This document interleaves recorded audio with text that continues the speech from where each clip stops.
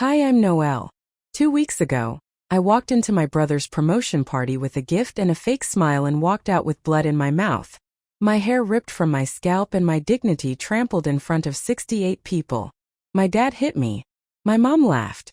My brother clapped and said, "You had it coming." And not one person stopped them. But that wasn't the worst part. The worst part, it wasn't just one night. It was years of quiet theft, manipulation, and betrayal that all came crashing down in that ballroom. So, what do you think happened after I made one phone call that night? Before we dive in, tell me, what time are you listening to this and where are you? Drop a comment below. I read everyone. I don't even know why I came. That thought kept looping in my mind as I stood near the ballroom's sidewall, clutching my purse like it could shield me. The room was all marble floors and chandeliers. The kind of place my parents loved. The kind of place I never belonged. 68 people dressed to the nines.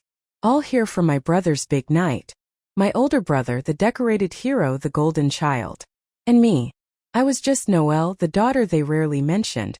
The sister they pretended didn't exist until it was convenient to make me the punchline. I told myself I came because it was the right thing to do. Because you show up for family even when they don't show up for you. That's what I told myself as I hovered by the back, watching my mother flit from guest to guest like she owned the place. Her pearls catching the light as easily as her fake smile did. My father was by the bar, already holding court with a few of my brother's military buddies. And there he was, my brother, basking in it all, letting everyone fawn over him like he hadn't been cutting me down since I was old enough to speak. "Noelle," a woman I barely knew said as she walked past, her tone polite but strained. "It's nice that you came. Nice that I came. Like this was charity work on my part."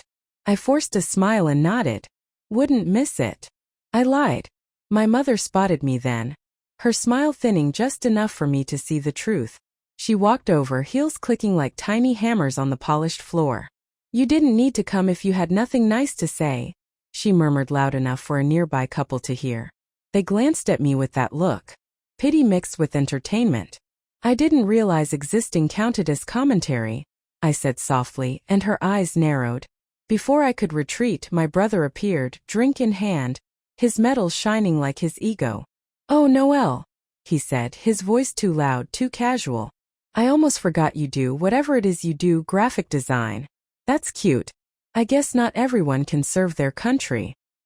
He smiled, sipping his drink like his words weren't designed to sting. Something inside me snapped. "At least what I do doesn't come with a built-in fan club," I said just as lightly, even though my hands were trembling. The smirk on his face faded for a second. But before I could savor it, a shadow loomed over us. My father. His jaw was tight, his eyes already bloodshot. "What did you just say?" His voice was low, dangerous, the kind that makes your stomach drop. I opened my mouth to answer, but I didn't get the chance. He moved faster than I thought a man his age could. The crack of his fist connecting with my face was louder than the string quartet. The music stopped.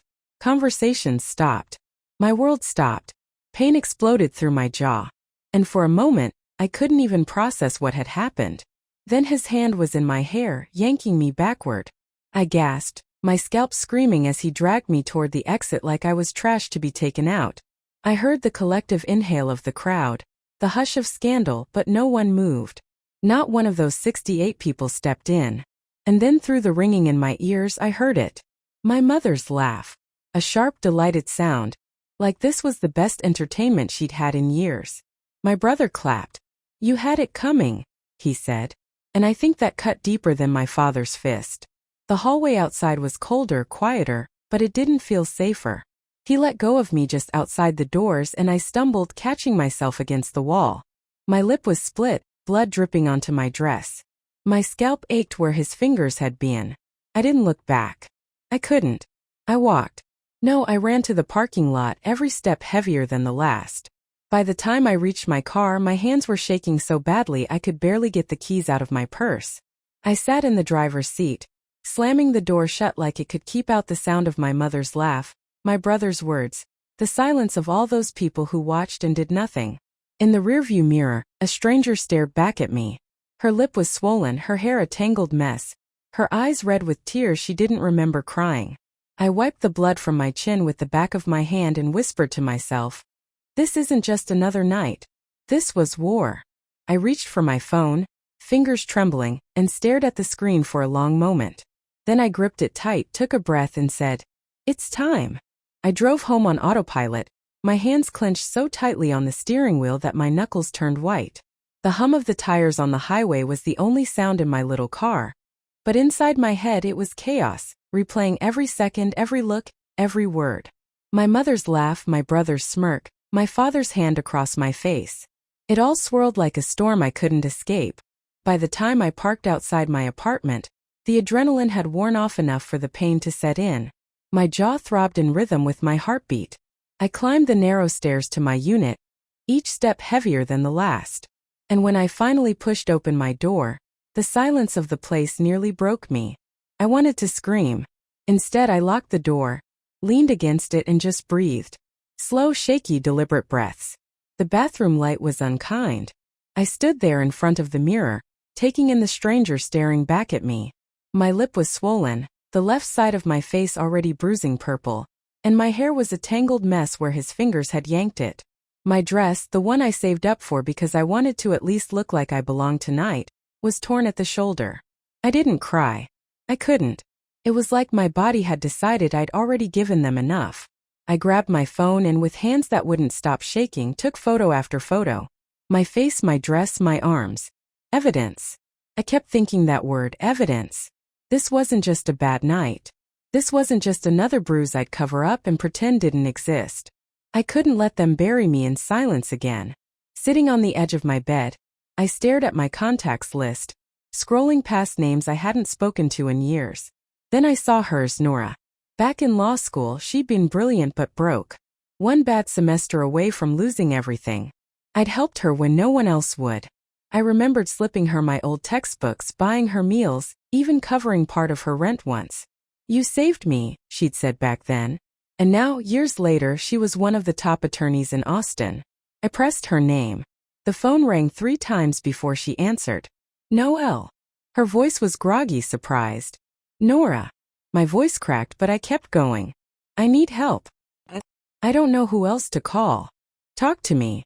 That was all she said, and it was enough. I told her everything. From the moment I walked into that ballroom to the second I sat alone in my car, blood on my dress and humiliation in my veins, I didn't hold back this time. No softening, no excuses, just the raw, ugly truth. She didn't interrupt. When I finally stopped, when my throat felt like sandpaper, she said, steady and calm, "You need to come by my office tomorrow morning. We'll fix this. I promise." Something in her tone made me believe her. After we hung up, I sat there for a long moment staring at the phone. I wasn't done. I opened my landlord's contact. Grant, retired cop turned private investigator. He'd always been kind in that distant, watchful way. If there was anyone who could help me stay safe, gather what I needed, it was him. I left a voicemail. "Grant, it's Noelle. I need help. Urgent. Please call me when you get this." Within minutes, my phone buzzed. A text, "You're safe. I'll dig." It wasn't much, but it felt like armor. I moved slowly through my apartment, washing the blood from my face, pulling on an old hoodie, wrapping ice in a dish towel for my jaw. It hurt, but the cold steadied me. Then I sat back on my bed, opened my laptop, and attached the photos I'd taken to an email. I typed Nora's address into the recipient line, my fingers hesitating for just a second before I hit send. As the message whooshed away, I realized my heart wasn't racing anymore. My hands weren't trembling. I wasn't numb.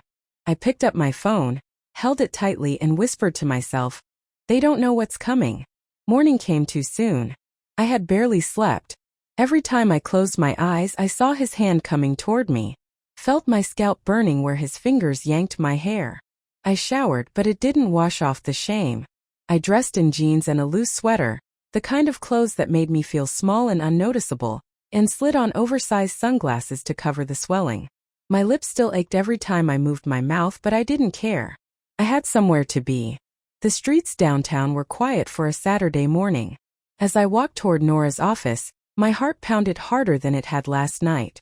Anger and fear took turns driving me like 2 enemies fighting for control. I told her I was ready. But was I? When I reached the glass door of her law firm, my reflection stopped me. A bruised woman, chin slightly raised, daring the world to challenge her again. The receptionist barely glanced at me before pointing me toward a corner office. Nora stood as I walked in, crossing the room quickly. "Noelle." Her voice was low but steady, like she'd been waiting for this moment. She hugged me carefully, mindful of my injuries, then pulled back to look at me. "Are you ready to burn it all down?" "I already did," I said softly, meeting her gaze. "In my head last night." She gestured for me to sit, and I sank into the leather chair across from her desk. For a moment, neither of us spoke. Then she asked, "Tell me everything." And I did. But not just last night. I told her about being 14 and shoved into a wall for talking back. About my mother laughing like it was entertainment. I told her about every holiday where I was the invisible one, every birthday overshadowed by my brother's achievements. How my father always said I was wasting my potential when I pursued art instead of law like him. How my mother would humiliate me in front of family friends, dismissing my work as cute little projects. Nora didn't write anything down. She just listened, her hands folded, her face unreadable. "This isn't the first time he's hit me," I admitted. The words hung in the room like smoke.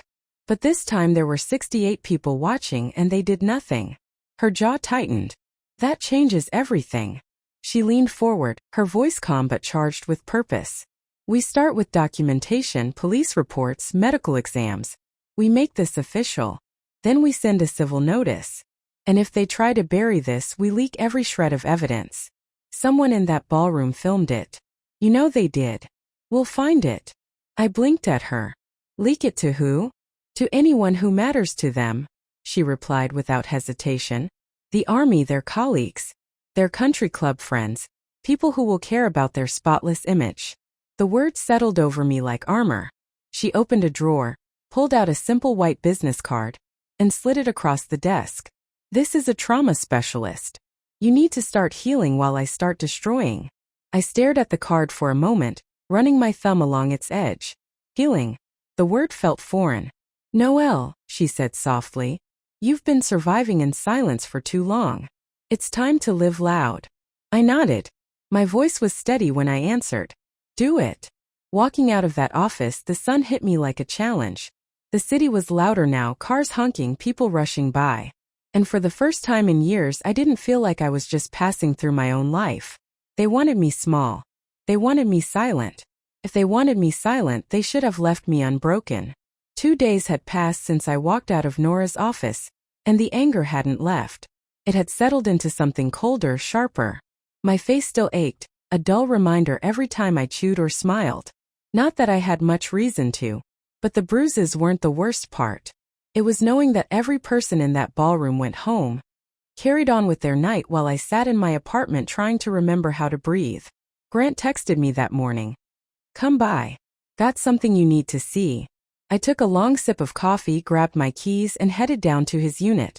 Grant had been my landlord for years.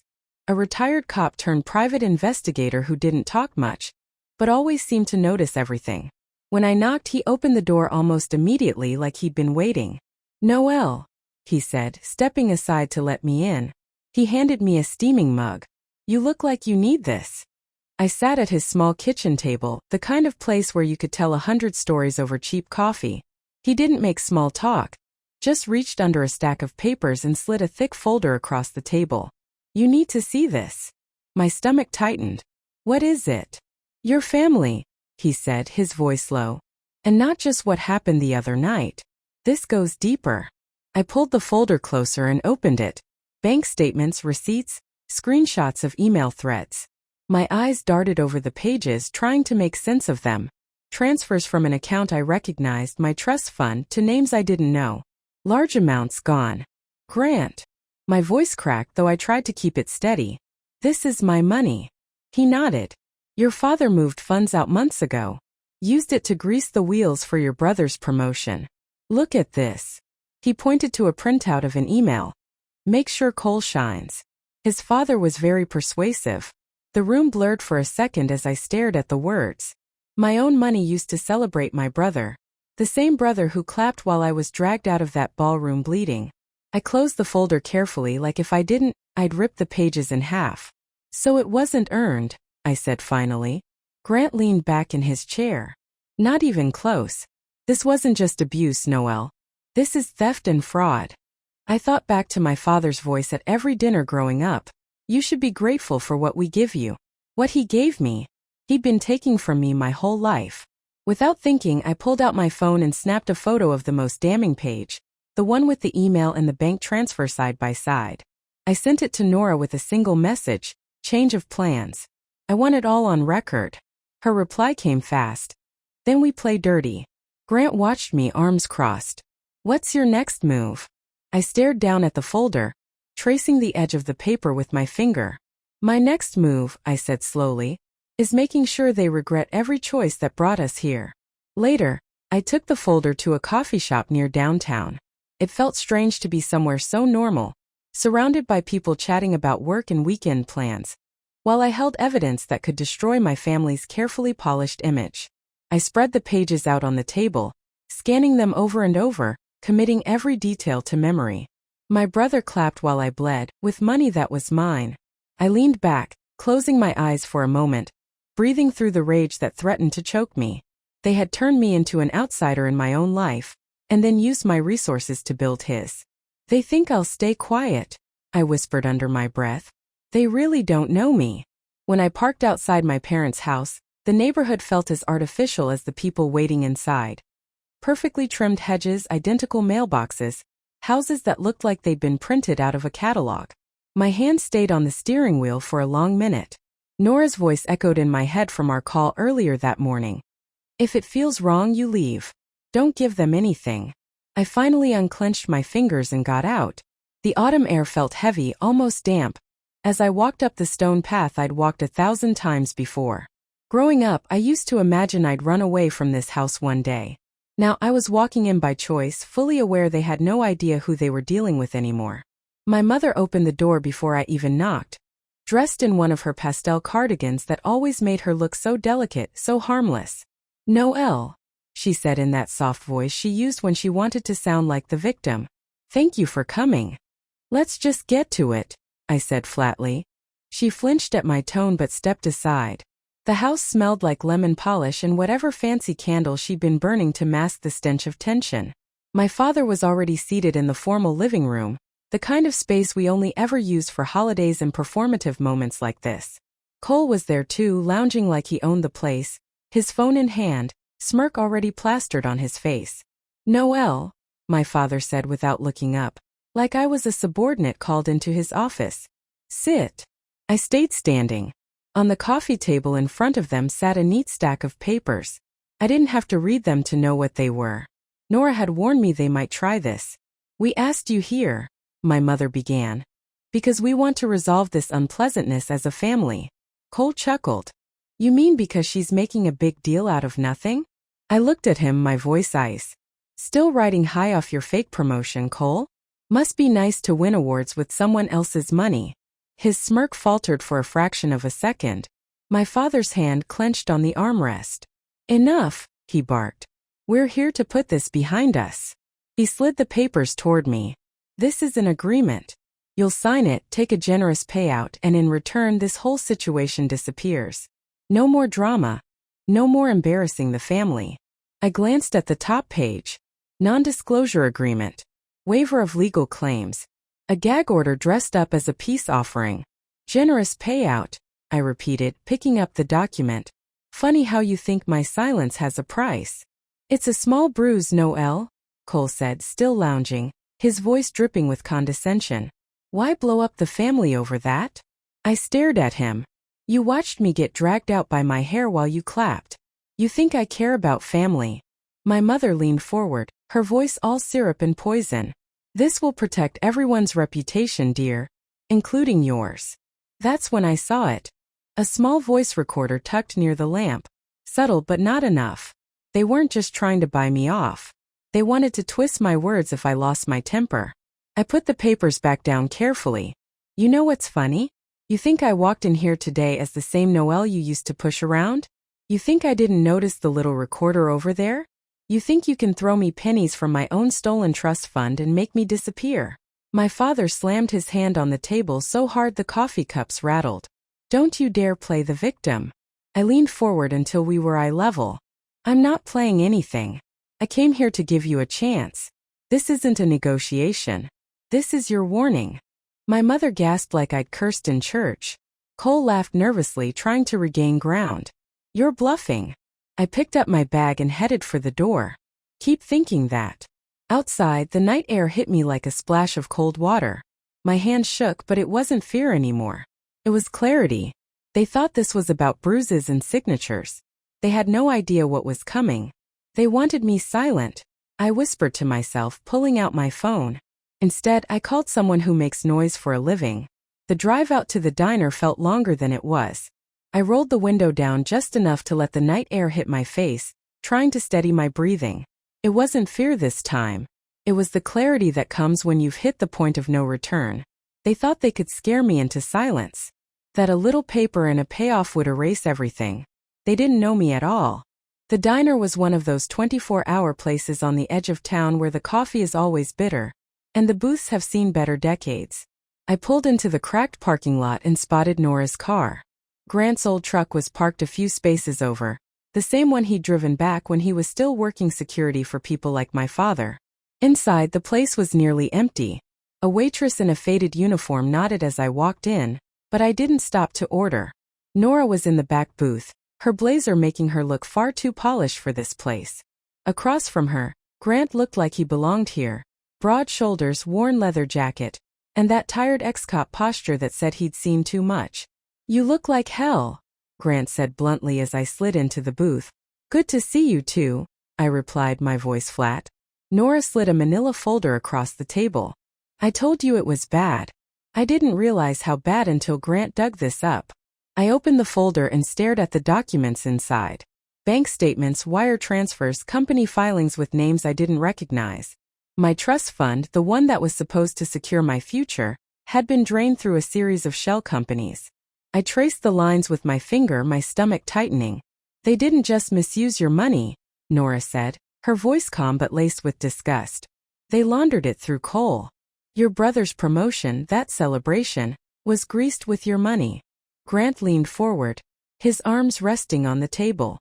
Cole bragged about it at work, said he was making big moves with family money. He acted like it was some brilliant investment. I kept my mouth shut back then. Now I'm done protecting him. I swallowed hard, feeling the heat rise in my chest. So they stole from me, beat me, and then celebrated it in front of an audience. Grant gave a short nod. That's about the size of it. Nora's expression sharpened. This isn't just a civil matter anymore, Noelle. This is fraud. Grand larceny, possibly. We can take this to court. We can take it to the press. They won't see it coming. I closed the folder, letting the weight of the paper sit in my hands for a moment. My family had spent years making me believe I was small, powerless, and afterthought. But this was leverage. They thought I wouldn't notice, I said slowly. They thought I'd just stay quiet like always. Nora leaned back. So what do you want to do? Everything, I said, my voice low but steady. Civil, criminal, public, but on my terms. No one moves until I say so. Grant glanced at Nora, then back at me. There's more. One of the guests at the party recorded your father's little outburst. Full video, him hitting you, dragging you, Cole clapping like a fool. I can get it. For the first time in days, I felt the corners of my mouth lift into something like a smile. Then we're going to give them exactly what they wanted. Attention, but not the kind they can control. We stayed there for another hour, going over options, Nora outlining timelines and legal strategies while Grant promised to secure the footage. My coffee grew cold, untouched. But I didn't care. This wasn't about comfort. It was about war. When I finally left, the air outside felt lighter somehow. I drove home in silence, the city lights blurring past me, my mind sharper than it had been in years. They thought I'd be silent. They forgot who I am. I didn't sleep. Not a wink. I sat at my kitchen table, laptop open, every piece of evidence spread out like weapons on a battlefield. Bank transfers, party photos, trust documents. The folder Grant had given me sat front and center. I kept replaying the video in my mind. My father's fist connecting with my face, the sound of my mother laughing, Cole clapping like I deserved it. They wanted me humiliated. Instead, they gave me ammunition. By mid-morning, I was parked outside Nora's office with 2 coffees in a cardboard tray. One for her and one for me. When I walked in, she looked up from her desk and didn't even bother with pleasantries. "Are you sure?" she asked, eyeing the thick folder I'd been clutching like a lifeline. "Yes," I said. My voice didn't shake this time. Nora gestured for me to sit. "Once we do this, there's no undoing it. You'll be the woman who exposed her family. You need to be ready for that." I sank into the leather chair across from her and placed the folder on her desk. They made me their scapegoat for years. Now they can be the headline. We went through everything again: the video, the transfers, the emails Grant found. Nora drafted an official statement on my behalf, crisp and calculated, framing the assault as part of a larger pattern of coercion and financial exploitation. "This tells your story without making it a pity piece," she explained. "It positions you as someone reclaiming power." "Good," I said, "because I'm done playing victim."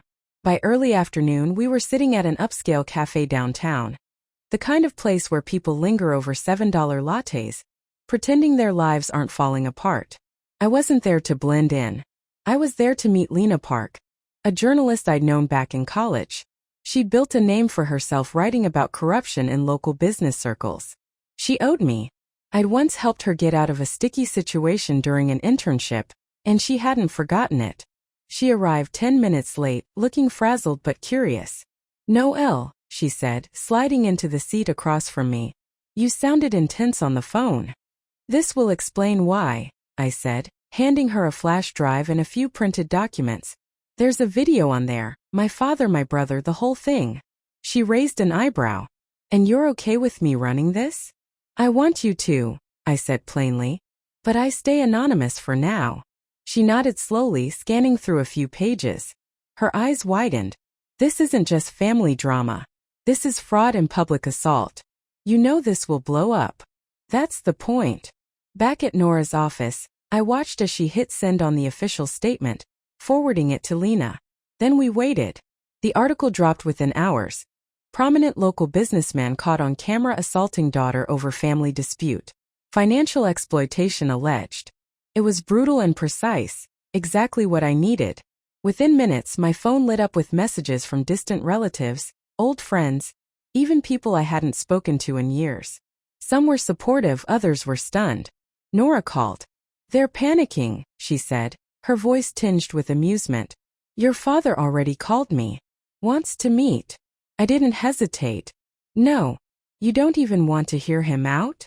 "They wanted silence," I said. "They can choke on it now." By the time I left the cafe, social media was ablaze. Clips of my father dragging me out of that ballroom were everywhere. The comments ranged from outrage to disbelief. "Who does that to their own daughter?" One read. "Imagine being Cole, clapping while your sister bleeds," said another. As I sat in my car, staring at the notifications piling up, a new message buzzed through. An unknown number. "You think you've won? You don't know what's coming." I stared at it for a long time, my pulse steady, my fingers tightening around the phone. Whoever sent that wasn't my father. And I already knew this fight was far from over. That text wasn't from my dad. It was from someone worse. I didn't recognize the number, but the words had the same venom my father used when he wanted me to cower. Only this time they felt colder. I didn't reply. I didn't need to. The message was clear. They were regrouping and I was the enemy now. I barely slept. When I did drift off, my dreams were a jumbled mess of Cole smirking at the promotion party, my father's fist hitting my face, and my mother's voice, not laughing this time but whispering in my ear, "You should have stayed quiet." When I woke up, I realized it wasn't a dream. She'd actually said that to me once years ago after I told a teacher my dad had shoved me. By morning, my phone was buzzing again. I blinked at the screen, heart pounding. Dozens of messages, some from people I knew, some from strangers who'd seen the article. "Stay strong, Noelle," one read. Another said, "You're brave for speaking up." But then I saw the others: liar, gold digger, daddy's girl gone crazy. They'd released something. I threw off my blanket and grabbed my laptop, logging into every platform I could. And there it was, a heavily edited clip of the party. In this version, my father was calm, composed, even pleading with me. And me? They'd cut together fragments of me yelling after the assault, making it look like I was unstable, like I'd caused it. The comments were already brutal. I felt my stomach drop. They weren't just fighting back. They were rewriting reality. Nora's name lit up my phone. "I was about to call you," she said when I answered, her tone clipped, "all business. They filed a defamation suit and an injunction. They're trying to shut you up. They hired Victor Hale." I froze. Victor Hale, the guy companies brought in when they wanted to bury scandals. "Noelle, this is serious. They're coming hard." "I'm not scared of him," I said, though my voice betrayed me. There was a pause on the other end. "Good, because you can't be." Before I could respond, my phone buzzed with another call. My mother. Against my better judgment, I answered. "Noelle," she said, and just from her tone, I knew this wasn't a call to make peace. "Mom." My voice was flat. "You've gone too far," she hissed. "You've embarrassed us beyond repair. Your father hasn't left his study. Cole can't even go into work. You should have stayed silent." I gripped the edge of the counter, forcing myself not to scream. "You watched him hit me. You laughed. And you're angry at me for telling the truth." She exhaled sharply. "You think this is about truth? You don't survive in this family by being righteous. You survive by knowing when to shut up." I felt my throat tighten, but I refused to let her hear me cry. "Then I guess I'm done surviving." I hung up before she could say another word. For a moment I just stood there, staring at my reflection in the microwave door. My hair was a mess. My face still had faint bruises, but my eyes, they didn't look like the girl who begged for scraps of approval anymore. They looked like someone ready for war. I drove straight to Nora's office, not bothering with makeup or even brushing my hair. She opened the door before I knocked. "You look like you didn't sleep." "I didn't," I admitted, dropping into the chair across from her. "What's our move?" She slid a folder toward me. "First, we counter their injunction. Second, we widen the scope. If they want a public fight, we bring the fraud into this, the trust fund, the bribes, everything." "And the video?" I asked. "We're working on getting the full unedited footage out," she said. "Grant's contact is close. Once it's public, their edited version will look like what it is. A pathetic attempt to spin the truth." I nodded, but my mind was elsewhere. My mother's words echoed in my ears. "You won't survive this." Nora leaned forward. "Noelle, look at me." I did. "You didn't come this far to let them bury you. They're lashing out because they're cornered and scared. That's all this is." I wanted to believe her. I really did. By the time I left her office, the sun was setting. I sat in my car for a long time, watching the city lights flicker on one by one. My phone was still buzzing with notifications, but I didn't look at them. I already knew what I had to do. I scrolled to a number I hadn't called in years, one that Nora didn't even know about, and hit dial. When the line picked up, I didn't bother with pleasantries. "It's time," I said. "Release everything." Walking up the courthouse steps, I felt the weight of every whisper, every camera flash, every curious stare. They weren't looking at me like the black sheep anymore. They were looking at me like someone about to change the story. Nora walked beside me, calm and composed as always, while Grant followed a step behind, carrying the evidence that had taken weeks to compile. Inside, the air was cold, tense. My father was already there, sitting stiffly at the plaintiff's table in a charcoal suit that probably cost more than my car. Cole sat beside him, his face pale, his bravado from the promotion party gone. My mother, she didn't even look up when I walked in. I saw her profile perfectly still, lips pressed so tight they were nearly white. She wouldn't meet my eyes. The judge entered and the room fell silent. Victor Hale stood first, projecting confidence, his voice booming. "Your Honor, my clients have been defamed. Their reputations, painstakingly built over decades, have been dragged through the mud by baseless accusations and a misleading video." I kept my face still, but inside I felt my pulse pounding. Misleading? He was really going to call my bruises, my torn hair, and the witnesses misleading. Then Nora stood.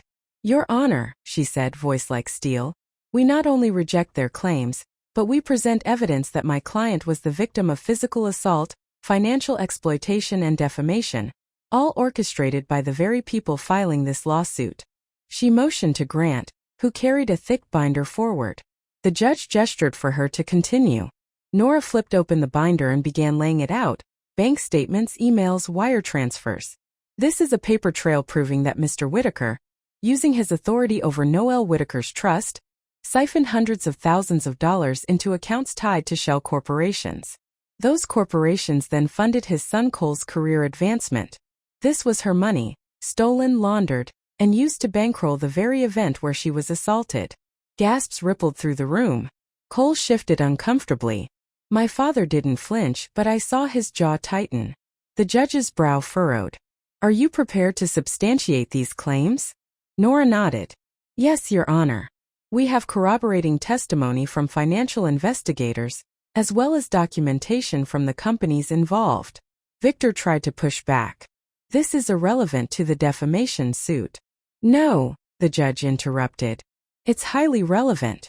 If these records are accurate, this court needs to consider whether the plaintiffs themselves engaged in criminal conduct. I am unsealing these records for review. That was when it happened, the sound I'd been waiting for. Murmurs, gasps, even a few outright whispers from the gallery.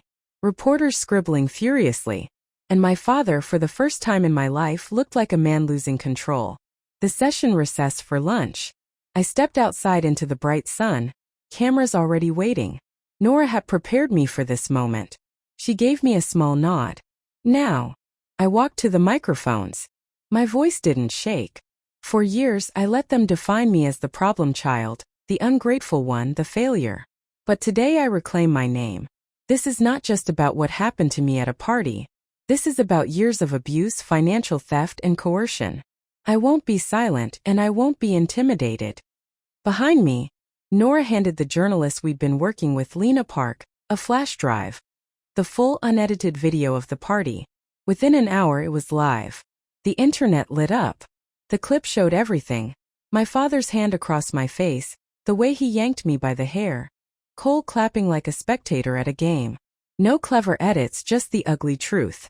By the end of the day, my father's company had lost 2 major contracts.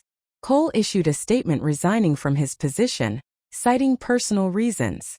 My mother still wouldn't look at me. Later in Nora's office, she asked quietly, "Do you feel satisfied?"